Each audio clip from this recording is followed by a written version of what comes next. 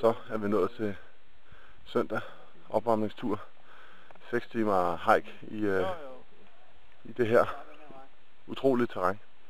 Så Lars han har en plan, så det er bare derudad. Men som sagt, det er søndag, og vi skal først i gang med løbet onsdag. Så det her det er sådan en lille opvarmningstur lige for at se, hvordan skoene er i det her terræn, og hvad vi skal bruge, og måske også lidt om, hvor vi skal tape fusserne og så videre, og så videre. Om vi skal bruge gaiters til at beskytte, og bla bla bla. Der er en masse ting. Ja, så lige tjek formen, ikke? Eller måske tjek manglende form, måske. Men det er godt. Det er dejligt. Vejret er godt nu. Vi nyder det. Fordi vi ved, at i morgen så bliver det dårligt vejr. Og det bliver det faktisk resten af ugen. Så fedt nok.